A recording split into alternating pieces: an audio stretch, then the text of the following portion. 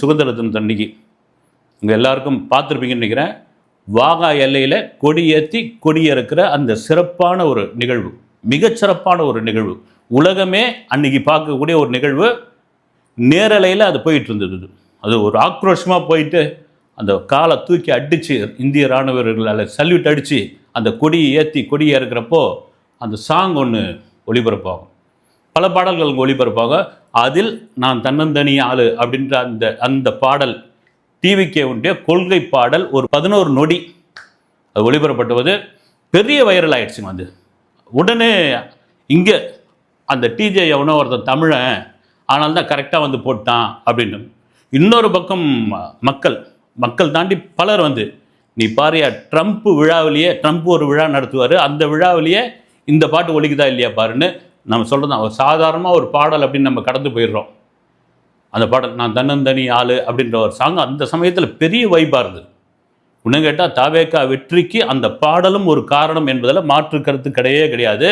அதை ஒரு வாகா எல்லையில் ஒரு 12-13 நொடிகள் அதை ஒளிபரப்பாக இருக்குது அப்படின்பொழுது அது ஒரு பெரிய சாதனை தான். அது இன்னுங்க சொல்லப்போனால் என்ன சொல்லுவாங்க, எரிதடி மாலா ஃபேனில் 10 ஃபேனை வந்து 10ல் வெய்யி அப்படின்ற வடிவேல் சொல்கிற காமெடி மாதிரி எரிதடி அப்படின்ற ஒரு விஷயந்தான் வந்து எங்கேயா போய் ஒலிக்குது, எங்கேயா இதுவாகுது.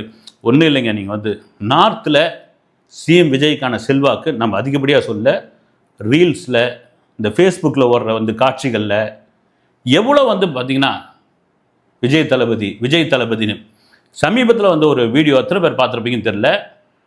ஒரு நபர், பீகாரை சேர்ந்த ஒரு நபர் வந்து ஒரு தேசிய கொடியோடு முன்னாடி இந்த சாமா செட்டெல்லாம் கட்டிக்கிட்டு இந்தியாவில் உள்ள சிவாலயங்களை தரிசிக்கிறதுக்காக அவர் வந்து ஒவ்வொரு ஸ்டேட்டாக போய்கிட்டே வீடியோ போட்டுக்கிட்டே இருந்தவொடனே தமிழ்நாட்டில் எந்த ஊரில் தெரியல, அந்த வீடியோ கண்டிப்பாக போலீஸ் வந்து பிடிச்சிருப்பாங்கன்னு நினைக்கிறேன். வந்து தமிழ்நாட்டில் ஒரு ஊரில் நின்றுறாரு, 2 குடிகாரங்க மடக்கின்னு பையா 500 பையா, அந்த பையான்னு ஒரு வார்த்தை மட்டும் தெரியுது.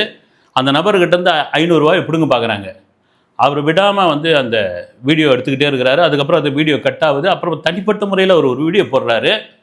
இது மாதிரி நான் தமிழ்நாட்டுக்குள்ளே வந்து ஹிந்தி நமக்கு முழுசாக தெரியாது, அது பார்க்கும்போது தெரியுது. கீழே வந்து அந்த கமெண்ட்ஸில் டிரான்ஸ்லேஷன் பண்ணி பார்க்கும்போது தெரியுது வந்து நான் வந்து வந்திருக்கிறேன், நான் தமிழ்நாட்டு எல்லைக்குள்ளே வந்த பிறகு இப்படி 2 பேர் என்னை வந்து சரக்கு அடிக்கிறவங்க என்னை மடக்கினாங்க, 500 ரூபா கொடுங்க 500 ரூபா கொடுக்குறாங்கன்னு வரிசையாக கீழே இந்த நார்த் இந்தியன்ஸ் முழுக்க என்னென்னா விஜய் தளபதி கிட்ட நீங்கள் முறையிடுங்க, அவருடைய சிஎம்முடைய அந்த ஐடியை வந்து டேக் பண்ணி அனுப்புகிறாங்க வந்து.